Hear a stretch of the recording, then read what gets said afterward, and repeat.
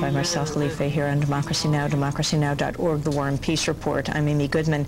As we return now to the conclusion of our public conversation with Noam Chomsky, professor of linguistics at the Massachusetts Institute of Technology, we were speaking at Harvard Memorial Church in Cambridge, Massachusetts. We talked about the risks he took as an anti-war activist, but first I asked him about what he thought of the Obama administration, what it should be doing with Israel and Palestine. Israel-Palestine happens to be a particularly easy case. I mean, there has been an overwhelming international consensus for 35 years on how to settle the problem, short-term at least, namely a two-state settlement on the international border, which everyone agrees on, with the phrase was minor and mutual modifications.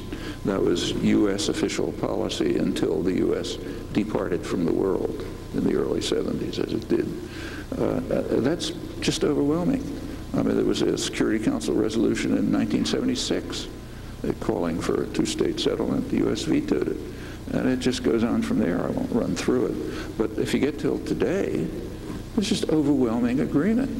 I mean, it includes all the Arab states for a long time. It includes Iran, the Organization of Islamic States.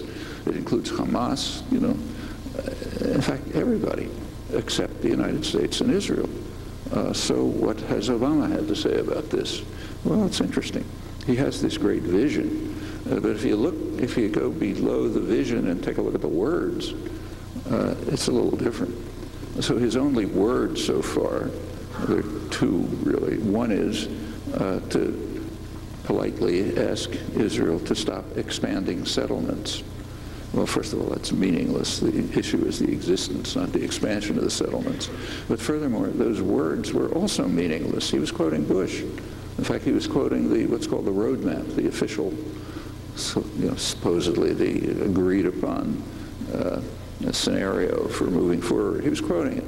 Okay, that's meaningless, but that's part of his great vision. The other part, which is more interesting, was a few days after he took office. And he gave his one and so far only a serious talk about Israel-Palestine. That's when he was introducing George Mitchell as his negotiator, which is a good choice if it's given any leeway. And Obama explained what he was going to do. He said, this was his, being very forthcoming to the Arab world. He said, well, there's a constructive proposal on the table, the Arab peace proposal, pat people on the head for producing it. And then he went on to say, well, it's time for the Arabs to live up to their peace proposal. They should start normalizing relations with Israel. Well, Obama's literate, intelligent. I suppose he chooses his words carefully. He knows perfectly well that that was not the Arab peace proposal. The Arab peace proposal re-endorsed the long-standing international consensus and said, in the context of a two-state settlement, the Arab states will proceed even beyond to normalize relations with Israel. Well, Obama picked out the corollary, but omitted the substance, which is a way of saying we're going to maintain our rejectionist stance. Couldn't have been clearer. And that's what's happened. With regard to his repetition of the call to stop expansion of settlements, he did go a little bit farther. Not he, but his spokespersons in press conferences. They were asked, is the administration going to do anything about it? And if Israel rejects it.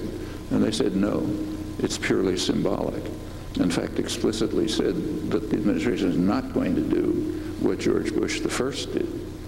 George Bush I had some light taps on the wrist if Israel continued to reject what the U.S. was asking for. Clinton pretty much withdrew that, and Obama withdrew it totally. He said, no, this is just symbolic. Well, that's telling Benjamin Netanyahu, go ahead and do what you like. We'll say we don't like it, but there'll be a wink saying, yeah, go ahead. Meanwhile, we participate in it. We send you the arms, we give you the diplomatic support and the direct participation. That's the vision, It could hardly be clearer. Now, what can we do about it? Well, we can get the United States to join the world. In this case, it's literally the whole world. Just join the world and accept the international consensus and stop the direct participation in violating it. I mean, what Israel is doing, and it should say what the U.S. and Israel are doing, everything Israel does is a joint operation. They can't go beyond what the U.S. permits and participates in. So what the U.S. and Israel are doing in Gaza and in the West Bank is destroying the hope for realization of the international consensus. And there's no alternative around.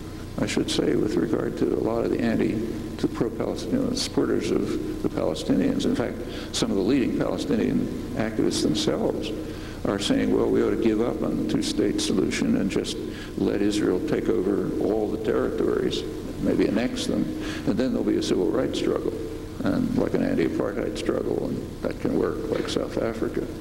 That's just blindness. That's not going to happen. The U.S. and Israel are not going to permit that to happen.